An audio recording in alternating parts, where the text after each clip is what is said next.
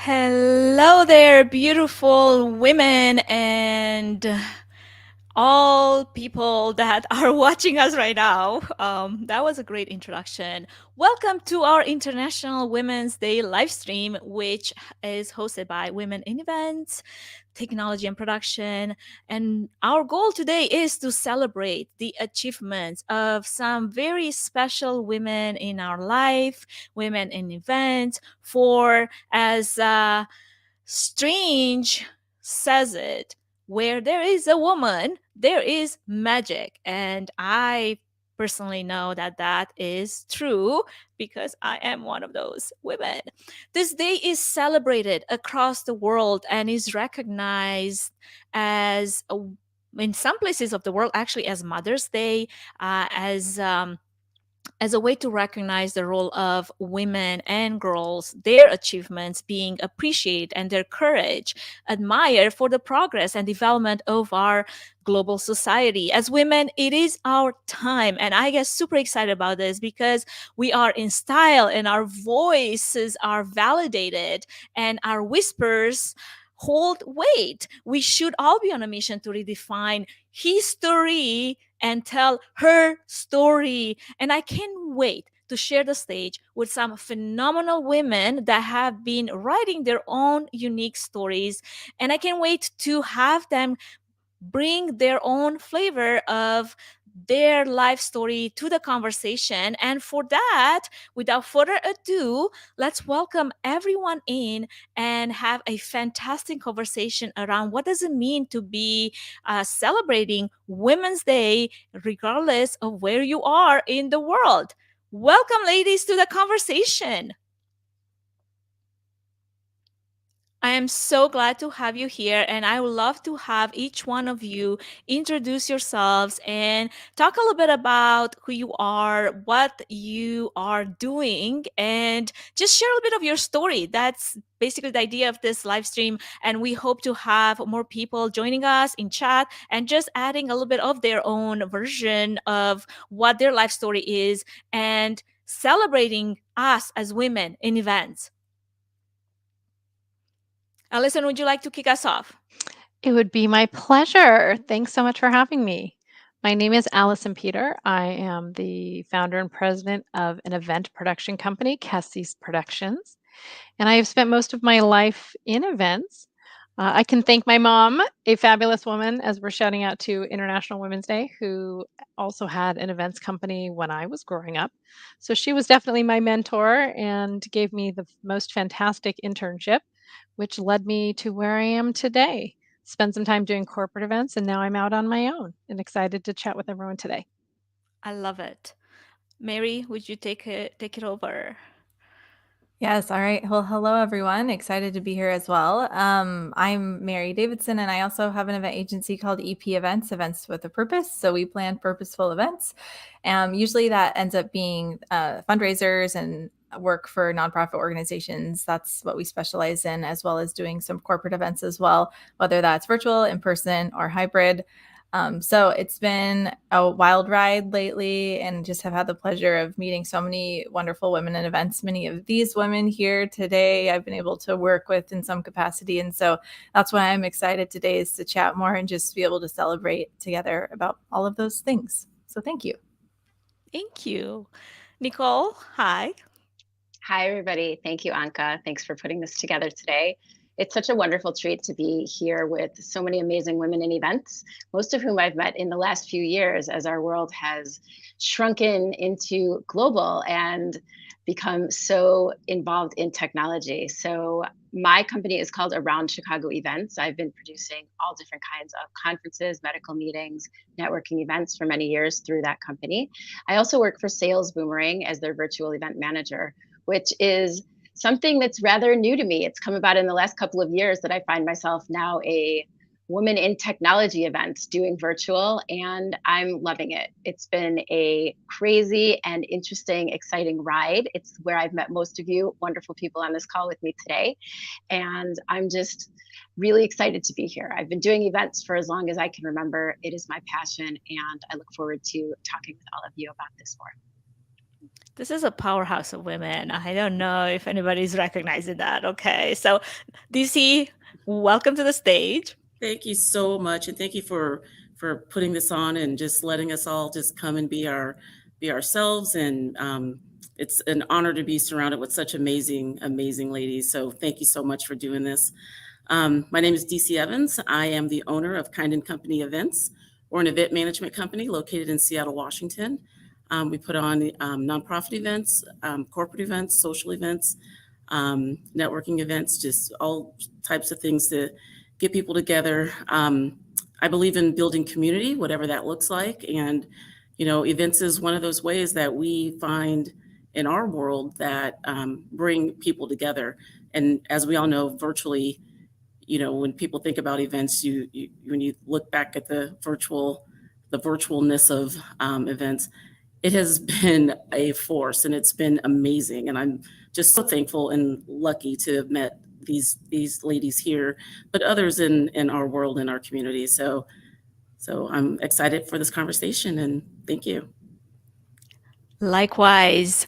Let's meet our next wonderful woman here, Jacqueline. Welcome to the stage. Hi, I am Jacqueline Sobel. I am the founder of Plan Me Away, event and production company. My background is broadcast TV production, segued into the events world.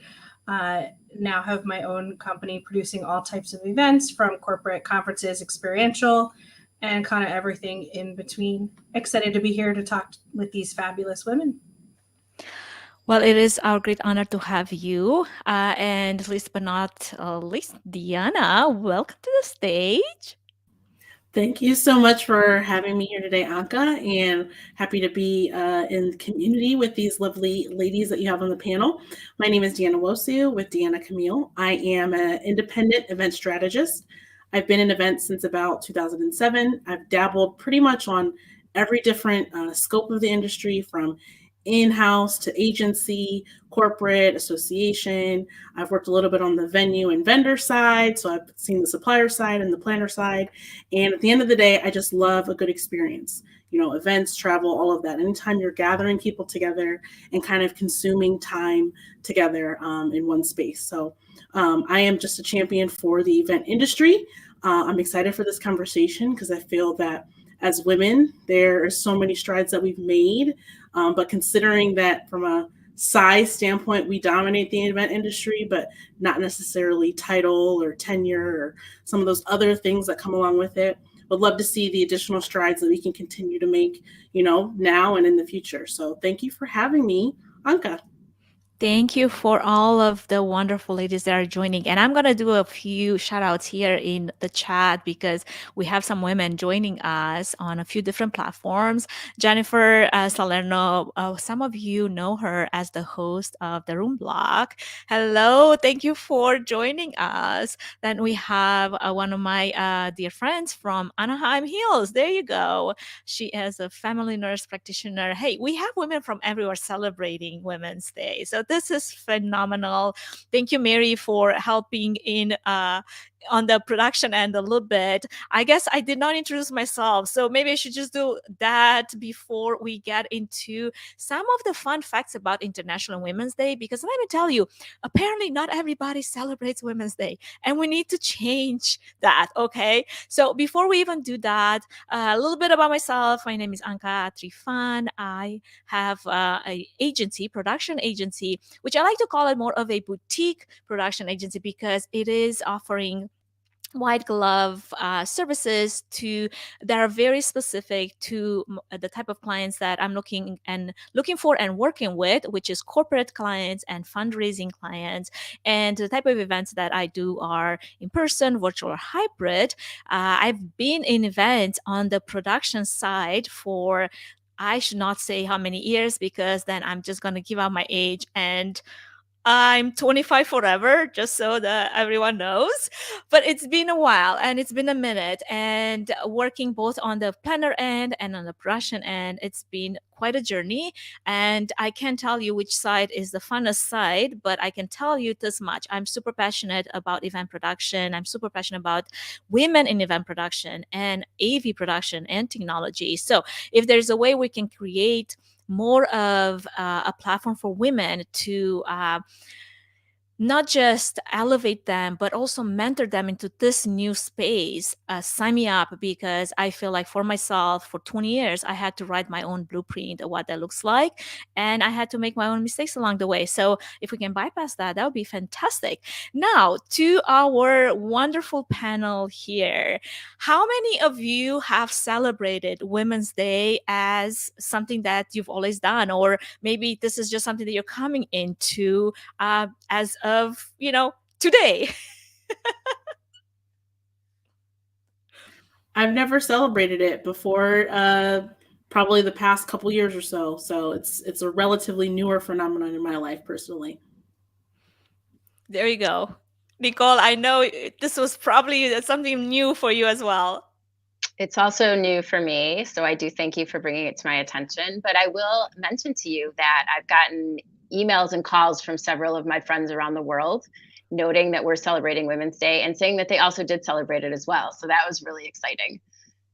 I love that Jennifer was like, in all honesty, I didn't even know there was a Women International Day until a few years ago as well. Well, hey, welcome to the party, Jen. That is so very much the case. And apparently there is, though, a few facts that I wanted to share really quick with all of you, but our audience as well, just to give, a little bit of the background on this international day. International Women's Day has been held for more than 100 years. Okay, so none of us here are 100, so apparently we have not celebrated enough, and we must pass this on to our daughters and our sisters and everyone that we know, because it's worth mentioning that apparently the first day this was observed was March 19, 1911, as the first day that was marked as a holiday in places such as Austria, Denmark, Germany, and Switzerland, because that meant something for those women over there. And I feel personally very connected to some of those European countries because I come from Romania. And in Romania, we used to celebrate March 8th as the Women's Day, but also Mother's Day. So I grew up with this. Another interesting thing that I felt that was quite new for me, as well as many of you, is the fact that United Nations, they finance the day and provide a theme for implementation every year since 1975. And this year's theme has been Gender Equality Today for a Sustainable Tomorrow. And there's more than 15 countries that have this as a public holiday. Any surprises here? Any remarks? Any comments? Well, I think it's time that we get this on the calendar and really blow it up. Hello. Amen to that. It's nice I to love see it. finally gain some traction. Like you said, it's been around for many years, but really in the last few years, it has expanded the noise in a good way that it's made. So it's nice to see that happening. I love that. I am definitely signing up for making it more of a holiday as it should be, and maybe a public holiday one day. Why can't it be a public holiday when we have so many public holidays like Valentine's? Anybody? Holiday? I'm going to just say, I'm going to go out on a limb, but I feel an event coming on. Like a real big event. So let's do it. It's definitely some crumbs being dropped, some clues being left here. Into the universe, like somebody manifested. Well, here's one thing about this theme that United Nations apparently comes up with every single year: gender equality for a sustainable tomorrow. The theme is supposed to commemorate the International Day of Women, but not in a way that would target men or to mention the heartfelt history of women. It is to clarify that men and women are not opposites but equal. And then when we call equals, it means equal in every domain. And that means gender equal in events, in production, in technology, in the workplace, in the boardrooms, in media and sports coverage, in the government, gender equality in health and in wealth. So I can stand behind something that will make that happen. The hashtag to use for that is gender equality. But what I love the most is the fact that gender equality is a journey, not a destination. It is a candid conversation. And because of that, I would love to open up with, few topical questions that we can wade in. And everyone, feel free to jump in and answer whatever you feel comfortable as far as what this means for you.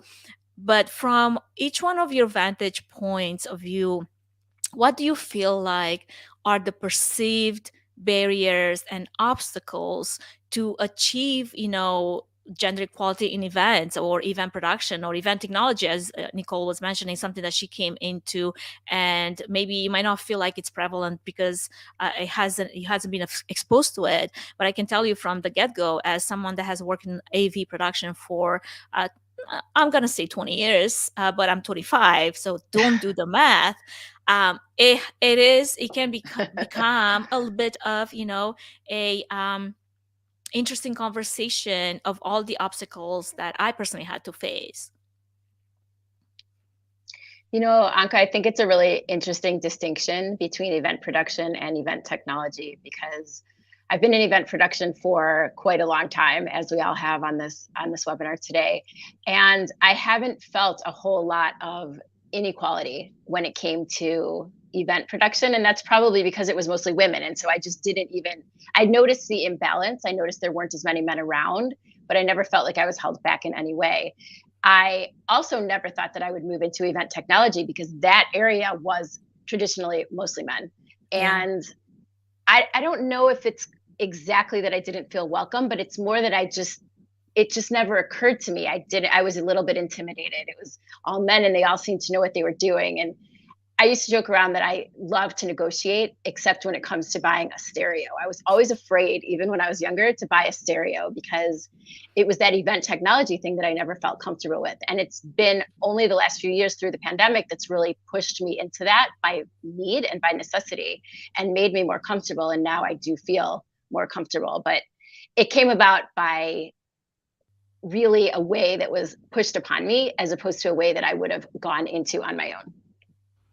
Yeah, I want to jump on that too, Nicole, because I was thinking the exact same thing. And I feel like maybe some others of us on here are too, because I can see heads nodding. But that's how I feel, because I never like knew that I could learn technology. Like that's not something that I ever grew up thinking that was in my capacity. And maybe it was because I'm a woman or because other influences, but for whatever reason, I was like, that's not something that I can learn how to do. It's too hard. And so the pandemic, like you're saying, forced it to happen. And then I'm just so proud of what's happened, and it's crazy. And so I completely agree with what you're saying. And I'll say I started out in sports broadcast. So fighting as a woman to do anything was rough. And it allowed me during the pandemic to do the virtual production. And I'll forever be thankful for that. But when I was younger, it was a struggle. And sometimes on the tech side, it is, you have to prove yourself that you know what you're talking about.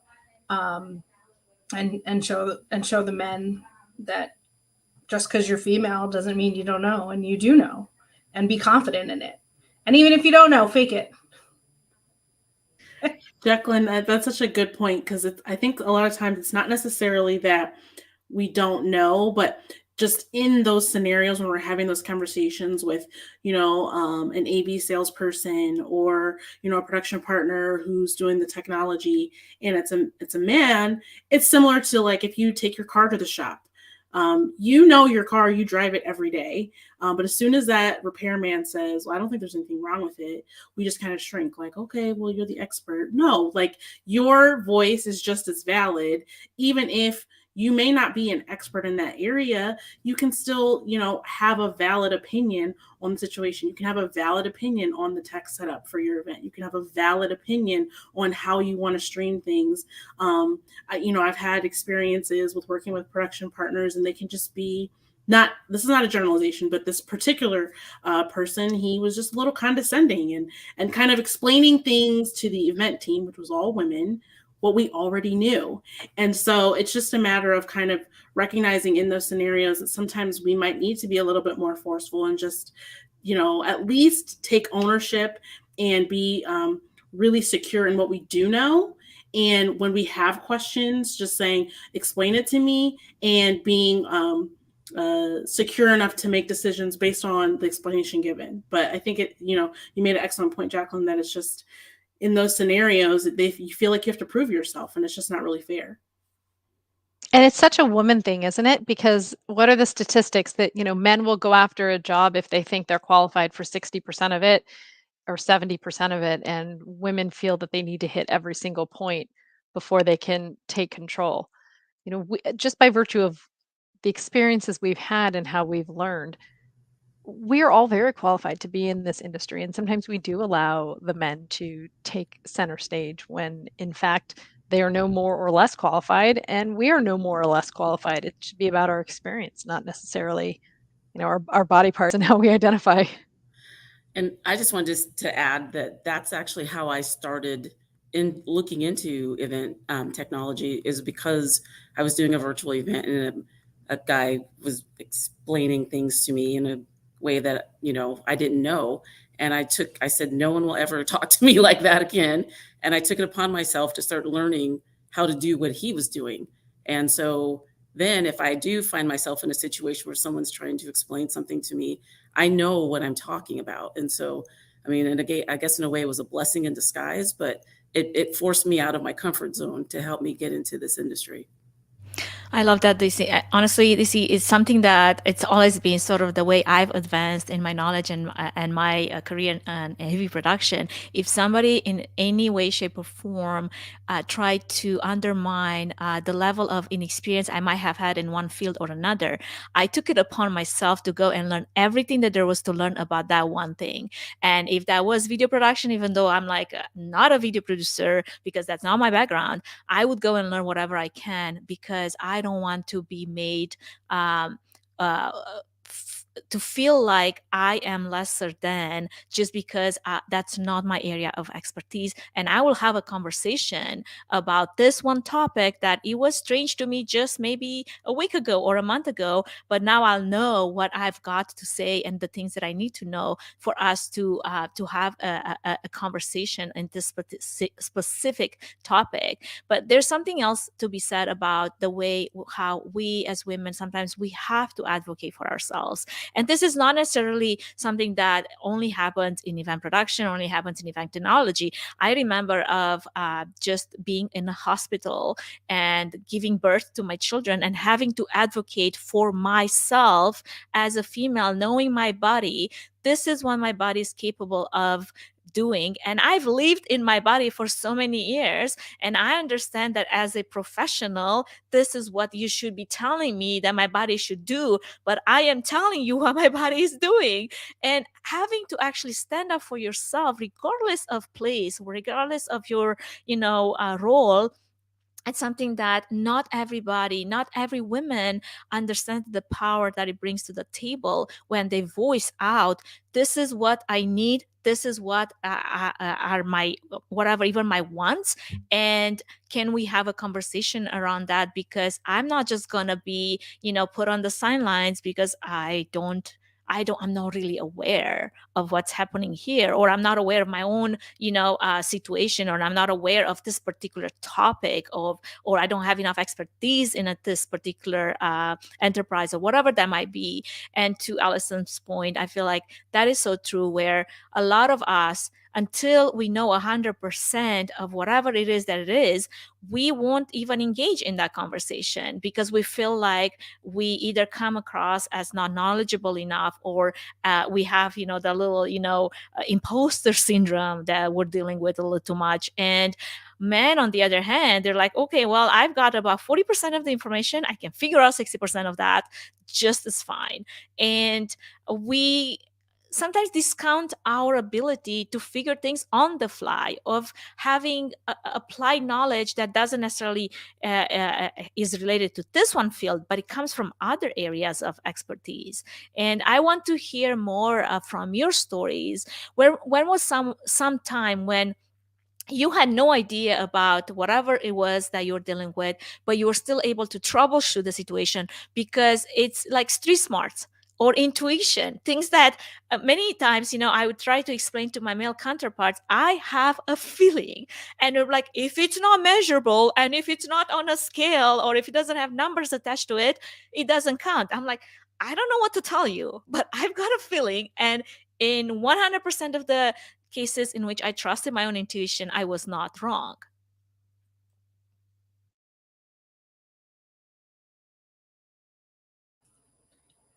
But don't all jump at the same time.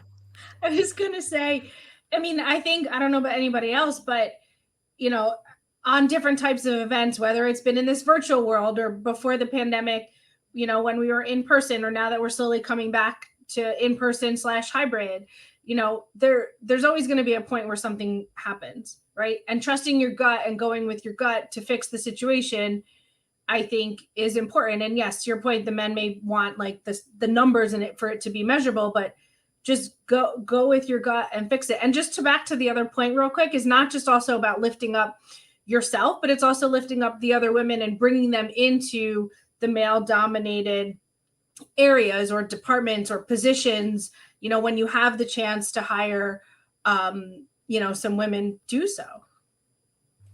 100%. I couldn't agree more with that.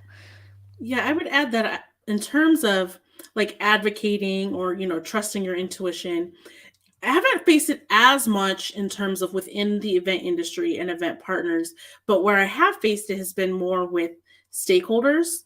When you're dealing with internal management, usually these are all men that are, the C-suite individuals, the senior leaders who are tasked with making the decisions. And as the event professional, sometimes you don't feel that your expertise is just trusted.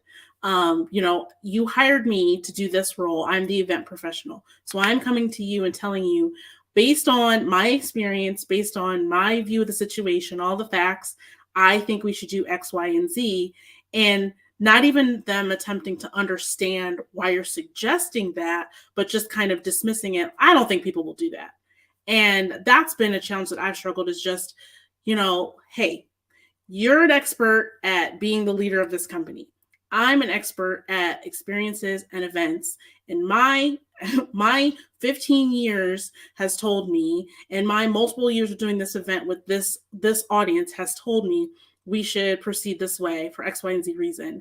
And so I think sometimes, even though those feelings may be based on fact and based on, really tried and true data, even presenting it just because it's coming from us, it's just really dismissed. And so that's been something that I've struggled with, is just getting that buy-in from those senior leaders. And I think part of it, to a greater extent, I think this affects all genders within our industry as professionals, being seen as taskmasters and not being seen as strategic business partners. So if you're being seen as someone who's just executing what, the checklist that people are giving you, they're not going to include you in part of the decision making and give your voice an equal billing to all the other voices at the table. So I think if we try to push more to be a strategic, business partner, and get away from just being an executor of plans and a taskmaster, then hopefully, even if it's coming from a female voice, we'll have more of a say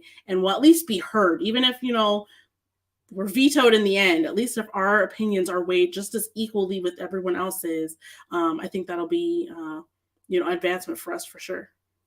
I love that. And even having someone on your side as a supporter to actually double the voice that you're bringing to the table.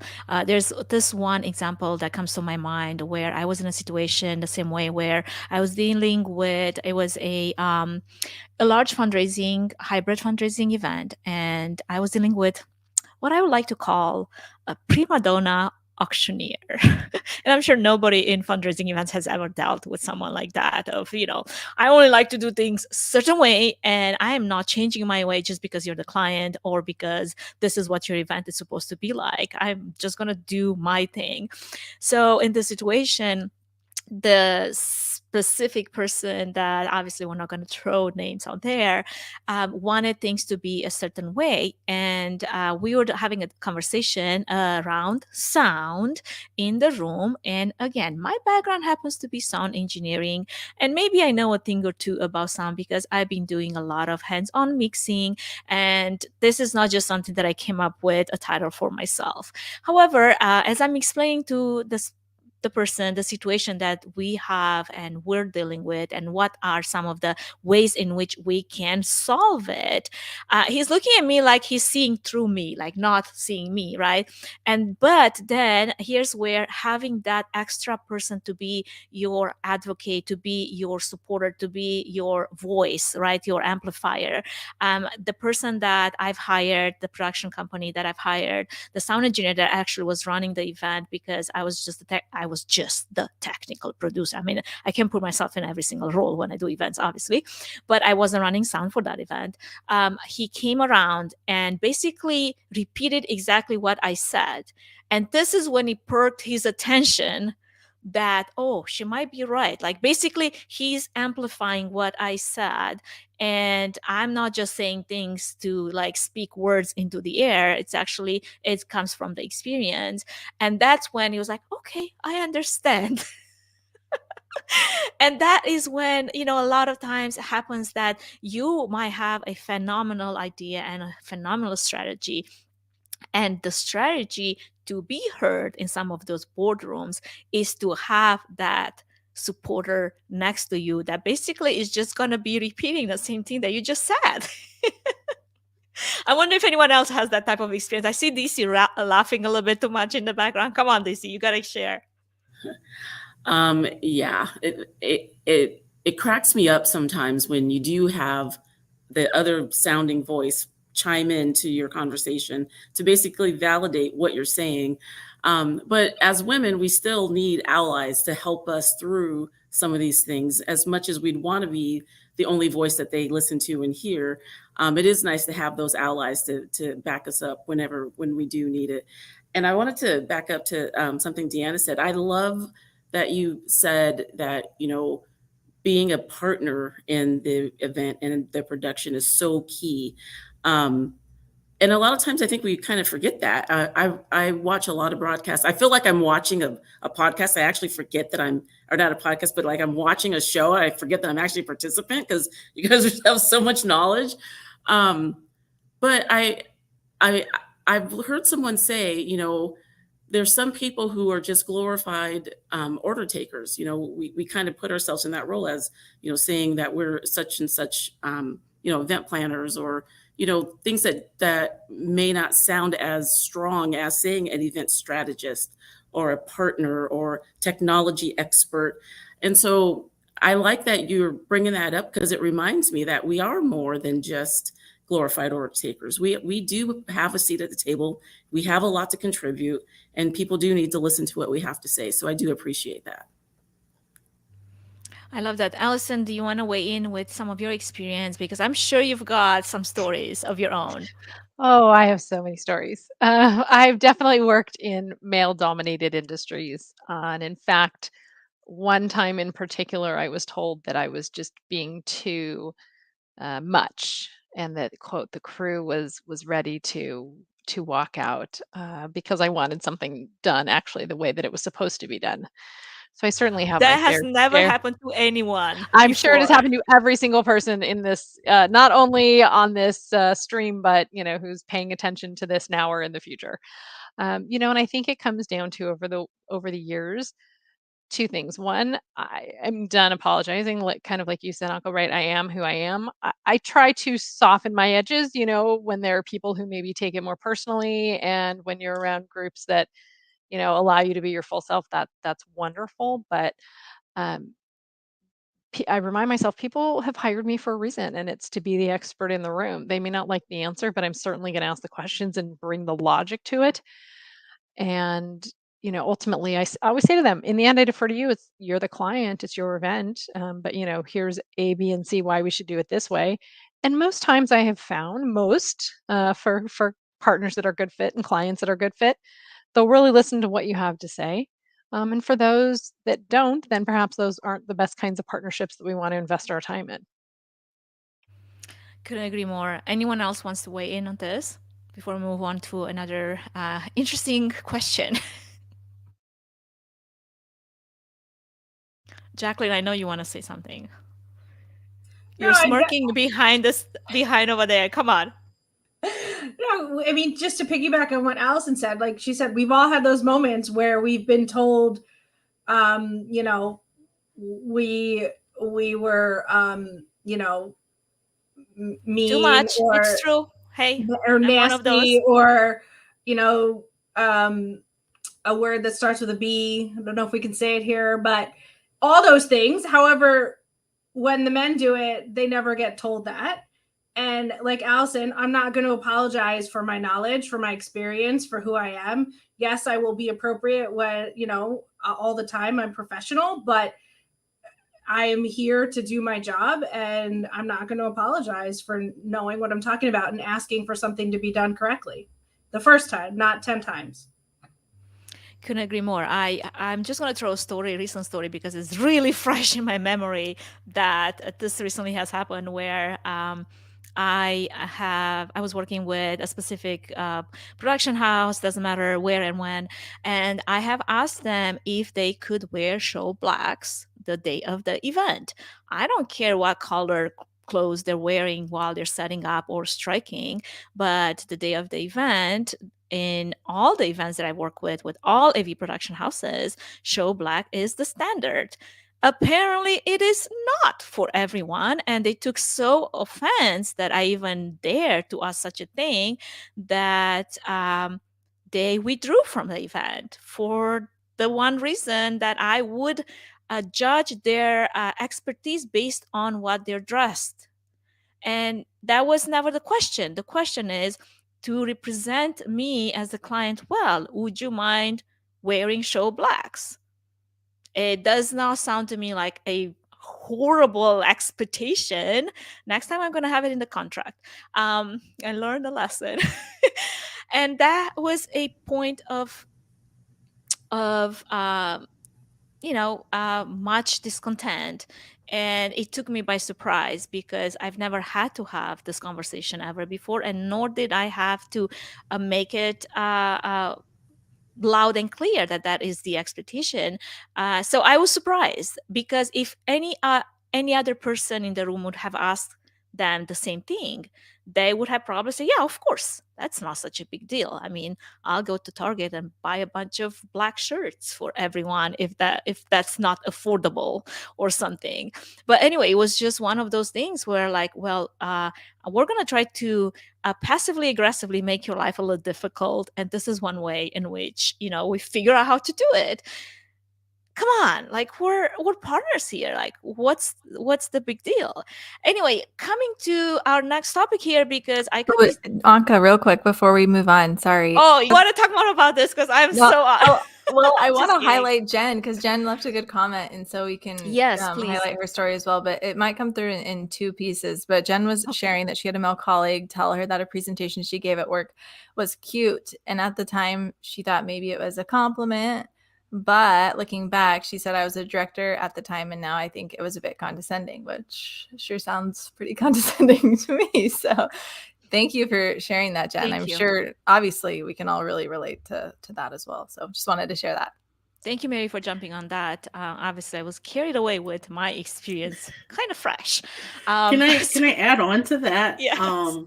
So I think it's interesting. As we were talking, I just thought about this experience that I had, and I think sometimes kind of what Jen was talking about there, in the moment, we just kind of give people the benefit of the doubt, and we're thinking, okay, well, they didn't mean it that way. And then like when you reflect on it, you realize, no, that was actually like not okay. So I had a situation where I was on site staffing an event, and we actually had two events back to back. They were 2 3-day conferences or 2.5-day conferences at the same location. So, when you're on site, you're buddy buddy with all the banquet servers and the AV staff, because you're kind of like arm in arm the entire time you're there. And there was this one banquet captain, and he was just like very friendly. And come to find out, he really was too friendly, and I should have nipped it in the bud to begin. Maybe I think on day 3 or 4, he actually kissed me. And it was like, it was so off. It was just, I wasn't even prepared for the situation. And like, what's surprising is looking back, I didn't tell anyone. I didn't tell his manager. I didn't tell my manager, who actually was on site at the event with me, because in the moment, I just was so kind of like taken off guard by the fact that that had happened.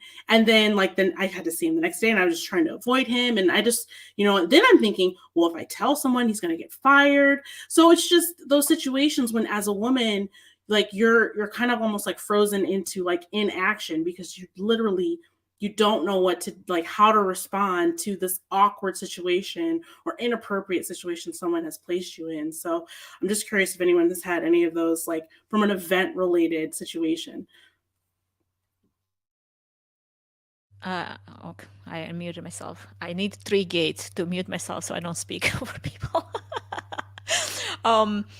It was just funny because at one of my recent events recently, I was passed on somebody's phone number from the event team at the venue, and I was like, I don't remember, flirting with this person. I love to banter. I mean, don't get me wrong, but it was just so like weird because I'm like, what do I do with this? What am I supposed to do with this? I think it got shuffled in my napkin with my sandwich, but it was just something super like, okay. Thank you, Diana, for sharing that. It's definitely interesting to hear some of those stories on the behind the scenes side of things. Here's something that I want to turn the conversation around and take some of the questions. If there's any, feel free to leave them in the comment area. Who are some women that you feel like they have positively impacted and influenced your events journey? I'll start. So for me, DC, I'm not sure why we can't hear you anymore. I know you're unmuted. Yeah, you can't hear me? We can hear her. Okay. So just anybody else would like to. We can hear her. Maybe she can't hear me. Anyone? Well, I'll just go, even though you can't hear this, Anka.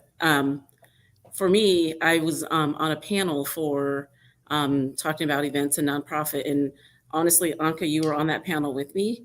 And I was so impressed with your knowledge and your ability to talk about planning in a way that made it simple and fun. And you actually pushed me out of my comfort zone to start learning more about technology. So I want to thank you for that. So you were one of those people that have got me to where I am today. So thank you. I'm super honored by that. And by the way, to the comment earlier, I was the one that I couldn't hear you because apparently I muted myself too, not just everyone else. I take it as a huge compliment. Honestly, I I try to do my part. At the same time, sometimes I feel like it's not enough. Like I have to do more and harder and push more and do more things. But having that type of confirmation that we are exactly where we were supposed to be and doing exactly the things that we should be doing, it's music to my ears. So I appreciate it. Anyone else that wants to jump in before I go ahead and mute myself forever? Yeah, I'll add in to that. And I feel like I maybe hinted at this a little bit at the beginning in my introduction, and it's because I'm just amazed by so many people that I've worked with. And it's not just the fact that these women in the industry are good examples and I look up to them, but it's that they are willing to give their time and be collaborative. That's like the huge cherry on top that really makes people stand out for me. And I've experienced that from everyone here. Deanna, I don't know you as well, but I'm really excited to after this. So stay tuned, everybody. But seriously, with all of you, we've either worked together, had you on the podcast, or just have been in like constant collaborations for one reason or another. And it has been amazing. And so I just can't speak enough to the idea of collaboration for women in events. And that's something that I have felt. So there's no way I could name just one person because it has just been so vast, and I'm really grateful for it. I love it. I love that too, Mary. That's an absolutely beautiful answer. When I was thinking about this question, I went back a long time to when I was growing up, and I'm going to give a shout out to my cousin Kay. She's actually my dad's cousin. So I don't know if that's second cousin or what it is, but anyway, family. When I was growing up, she used to throw the most amazing weddings for her children. She has 3 of them, also my cousins. And these weddings were just absolute productions. They would be weekend long events with every single detail that you can possibly remember. And like I said, I was young. So one of the things that just always stands out to me was even in the bathroom, the little napkins and the little matches and the little toothpick holders and everything you could think of, she thought of and branded for the wedding, and was beautiful and was perfectly put together. And I think that had a lot to do with me wanting to become an event planner, to just create these experiences, to make something amazing that people could really throw themselves into and just have an experience, be something different, feel something, and really, really just love what they're doing because of something that I had created. So thanks to my cousin Kay. Love that. I have to say, also shout out to Angelina Jolie in The Wedding Planner, because that reminded me of Nicole. Maybe she set the stage for me there too. Okay, that's all I'm going to say. Love it. I think that was actually Jennifer Lopez, but yeah, it was a fun movie. It was J-Lo. As soon as I said that, I was like, Mary, That's come okay. on. It's All all right, good. J-Lo. I wasn't going to call it. I was like, I was receiving, but I feel like, when she listens to it, she may be unhappy that she wasn't credited. Under pressure, okay? Yes. Okay. All good. And it It's reminds ironic. me too, look, we all got into this business in whatever facet in this business that we work in because we love what we do, right? So we just all, and I think, I don't know about y'all, but for myself, I have varying degrees of success on varying days. I'm just like, again, I'm done apologizing. I know what I'm doing. I'm going to be in my space. I'm going to do what I need to do. I'm going to find great people, and more often than not, when possible, women to collaborate with. I'm going to do my thing. And, if a client doesn't like it, if a guy doesn't like it, if, another woman doesn't like it, I mean, it's no longer my problem. So, if I was contracted to do something, that's what I'm going to do. I'm going to deliver for my client. I'm going to give them the best options, and then we're going to move forward. So And I can't say that was always the case in my younger days. Alison, is there someone that you look up to, or maybe a group of professionals that you look up to that you esteem as far as, the question goes? Sure. Well, like I mentioned in the beginning, my mom had a company when I was growing up. So I really was in this business very early. And I was lucky I had several mentors along the way. I can think of 2 or 3 off the top of my head that really took me under their wing and showed me the ropes and, showed me what to do and how to be, and both in the logistics aspects and how to deal with clients and manage those kinds of things as well. So I'm lucky to have many women in my corner that have brought me to where I am today. I love it. Who's next? I mean, I'll go ahead and chip in. Um, I kind of alluding to everyone, kind of some of the people that have mentioned their mother or early influences. My mom is an excellent host. She's always hosted, and she had this event that she used to do when I was teenage years. I'd help her with. She would have events for women in her life, so women from our church, women in our family, neighbors, just different women, and she would kind of curate the list specifically for maybe people that had experienced a loss or dealing with some type of hardship, and just as a way to like give back to like her community of women. And she did this talk one time at church, and it was called like standing in the gap, and like that's kind of how she tried to live out her relationship with women through this event, but then just her life in general. And so I think from like a hostess standpoint, I definitely get that from her in terms of her looking at being a host as a servant first, a servant leader.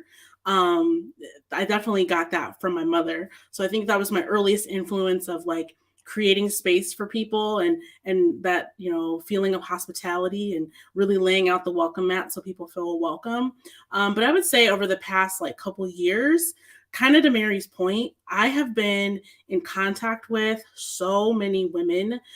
Thank God to LinkedIn and podcasts and things like she's mentioned, and people have referred me. I've referred them.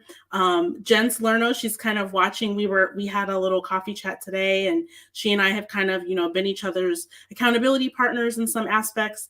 And I said to her today, I said, Jen, if I pull you along with me on a project, you pull me along with you on a project, that's essentially like a rising tide lifts all boats. So, there's enough pie for all of us. We don't need to fight over the pie or compete over the pie, because honestly, if I lift you up while I'm reaching forward, we'll all get there together. So it's real, like Mary said, I could take the rest of the time that we have here today and just list all the women that have been like giving me free mentorship, support, referrals, just connecting me with people. Like the list goes on and on. So I don't understand women that don't like get along with women or like think women are catty, because I just feel like it depends on the group that you're with. I've been surrounded by really great women who've been nothing but supportive. So it's too long of a list to mention here.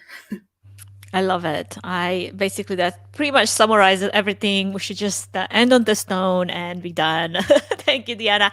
Anyone else that has not weighed in on this question? I feel like Jacqueline, I'd love to hear you. I sadly, when I was younger, did not have any women or people to teach me. I learned most everything on my own. But as Deanna just said, in the last few years, I've been lucky to be surrounded by some amazing women in the industry to bounce off ideas with and collaborate with and to grow with. So that's been amazing. Well, let me tell you, you're not the only one that shares that story, Jacqueline, because I've pretty much been the same way for many years of my life. I felt like and in a way, it was a sad, lonely journey, to be honest. I have not had any female mentors, and I look back, and I'm trying to find them in my journey, and all I've had was some amazing men that have helped me, and also some not so amazing men that have also helped me through the way that impacted me one way or another. With that being said, I feel like if there's any silver lining with how the pandemic played out, it has brought me to reach out and to find women like every single one of you that I got a chance, the opportunity to meet. And there's a few other ones that I could just name right now, but like Deanna was saying, we could just sit here forever and just keep throwing out names. But those are the pillars that have kept me going during a time. It was a challenging time for every single one of us during the pandemic, but the biggest thing for me, it wasn't necessarily challenging on a technology and productions end. It was more challenging on a personal, social, mental type of a support system that I felt I had not had anymore, and I had to rely on myself, but that wasn't enough. I needed to reach out into the world and find those women. And to my surprise, they were out there. To my surprise, I didn't realize how many were out there until I started seeking intentionally to find them. And it has brought me so much joy to get to know them, to get to work with them and partner and just have this type of conversations where before I've never had the opportunity to, because I was just in my little silo doing my own little thing and thinking that that's all there is to this life, right? So I am so grateful personally for having had the opportunity. Now, as we are coming, can I just Go add ahead. to that real quick? Is which is why I find it so important and meaningful to me. The younger generation, I like to help teach them, whether they're male, female, or however they identify, whatever kind of person they are. I like to teach the younger people. I like, I'm not saying I know everything, but I've been around a long time, and I found ways that work for me, and I like to teach and train and show the ways of the world to the younger generation as they come up. And I find that very important. Especially where everybody thinks like, oh, it's, planning an event is, you just call somebody and they show up. There's so much more to it. And there's a lot of logistics and there's a lot of everything, depending on what type of the event. There's so much detail. And I find it very important to help train and mentor and be a resource for the younger generation coming up, or even people your own age, just that may be new to the industry.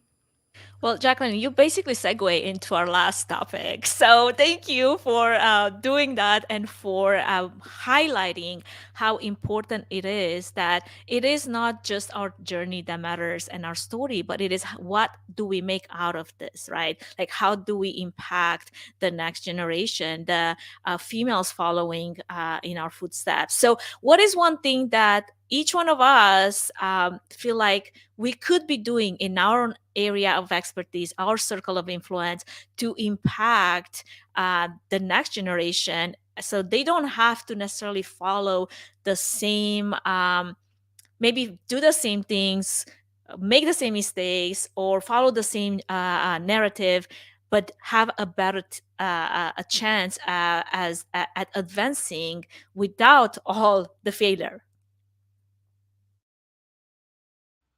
For me, I joke sometimes and say, like, when I'm all like super successful and famous, then I just want to remember one thing, and that's not to forget like other people.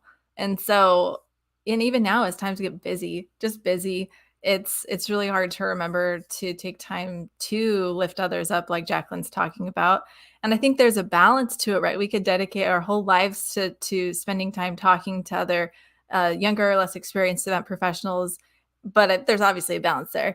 And so I think for me, it's just having the opportunity to schedule it in kind of, and then make sure I just always remember that thing that I joke about to myself by saying, like, I don't want to forget those people. I want to be able to be there for them. So when somebody reaches out and wants to have a phone call, I don't want to blow them off. I want to schedule it, even if it's like a month from now. So that's one thing that I try to do, and it's really hard sometimes, but I'm going to continue to try to hopefully give back in that way, which I'm sure all of you are obviously trying to do that too, but that's something that I wanted to call out.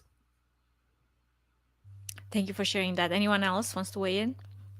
Yeah, I think kind of to Mary's point, I'm really grateful. I'm part of MPI and I'm in the Ohio chapter, and they kicked off a mentorship program last year. And so because of that, I have a mentee who actually graduated from my alma mater. So we have that connection.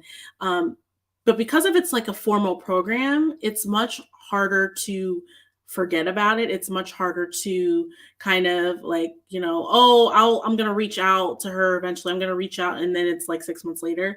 So I'm really grateful that we were plugged into this program that's a little bit more formal. So that might be my tip to anyone who's looking to either give back, or if someone, who is younger and is looking for a mentor, like look for those actual formal programs that will connect you to someone. And then it's kind of like you're going to be encouraged to meet monthly and have those conversations and have some prompts on, what you're looking for in your career versus what that mentor can pour into you. So I'm really grateful that I've been able to be a part of something that's a little bit more formal to, avoid, like kind of Mary said, it's really easy once things pick up and get busy that oh, it's been 6 months and I haven't checked in on so and so, or I haven't checked in on so and so. So that's just a suggestion for anyone that's either looking for mentorship or wanting to give back to the next generation. I love that. Thank you for actually giving some tactical strategy here. So, for anyone that's in that situation. Anyone else wants to share? And it doesn't even have to be that formal. I think that formal is a great setup, but I'm sure we all have family friends who has someone just getting into the business. Give them a half an hour of your time. And, if they're looking for something, if you can make a connection, and not only with them, but with anybody, right? Like if someone says to me, oh, I'm looking for something, I'm like, oh, if I hear of anything, I'll be happy to make a connection. Or if there's someone in my network that could help you in your endeavor. It is really those little things that we can all do to support each other that ultimately come back in spades. I love that. I personally like to do exactly the same thing where it's like, hi, I'm an open book. You can ask me anything you want and I'll tell you, maybe more than you would probably want to know. But that's just me. I've actually had many cases in which I was on some event site and I was just talking with the lady that was doing the flowers and having a nice conversation as I'm wrapping my cables. And she would tell me, hey, I have a daughter that is passionate about this cable thing. And I'm like, okay, tell me more. And I've hired her daughter on the spot because she was in college. She was doing sound, helping with sound in college. And we're like, well, we're looking for supports. We were looking for techs. We're looking for AV technicians. Send her my way. And literally, she got a job because of that one conversation in which you can make an impact in somebody's life by just being willing to open your mouth and ask, hey, how are you doing? What are you up to? Like, what are some of your dreams? And this is where a lot of the power is in our court to be able to make ourselves available. Now, trust me, I am as busy as the get, and sometimes even having time for my own kids, I gotta put them on the calendar. I'm like, don't. I'm kidding, but somewhat true. But even in that type of situation, if we allow ourselves to be available to the people that are coming into the industry, or just maybe they would need a piece of advice, it's something that we can make an impact that it might follow them down the line. I've had that person in my life like many years ago when I started in radio, where I had a question that I was curious about this one little mixing board that to this day is like pretty much the beginning of my career. Mackie 1202, thank you so much for being there. And that person, even though she only had very little knowledge about this particular mixer because she was really a radio host, she was willing to share. And that kind of put me on this path of wanting to know more, wanting to learn more, wanting to get into sound engineering and all the things. What an impact that person has made in my life, and I'm forever grateful. How much can we do with the little things that we have if we just allow ourselves to make, to be available?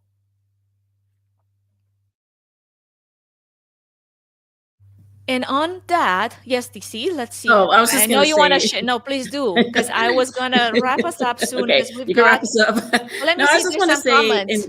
as women in our industry, I love that we're making time to, we're creating the space for each other. We're creating space for us to learn from each other, from us to gain knowledge from each other, and for us to meet each other. And I get my strength from you all and other people in this industry. So I really appreciate that. So I hope we can continue to do just that, is making that space for each other.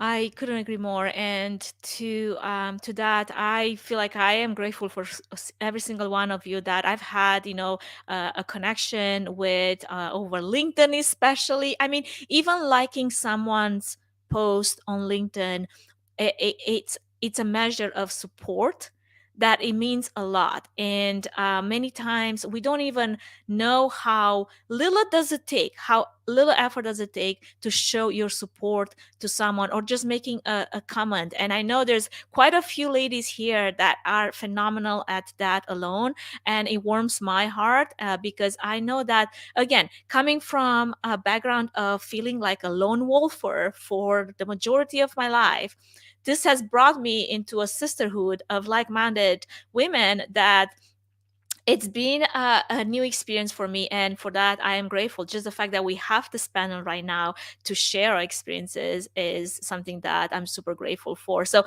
I want to thank you, every single one of you, for making the time, for being here. Any last thoughts that any of you want to share before we wrap it up? Thank you for bringing us all together, Anka. This has been a good conversation, and hopefully we can continue it and just, like I said, keep rising us all together and pulling us forward in the industry. Yeah, I also echo that appreciation. This has been a great group. I think the biggest silver lining of the last few years is this global network of people that we have. And I love that we've all been able to come together and stay together to make an impact and make a difference in our industry. So thank you to Anka for today, and thank you to all of you for being part of this.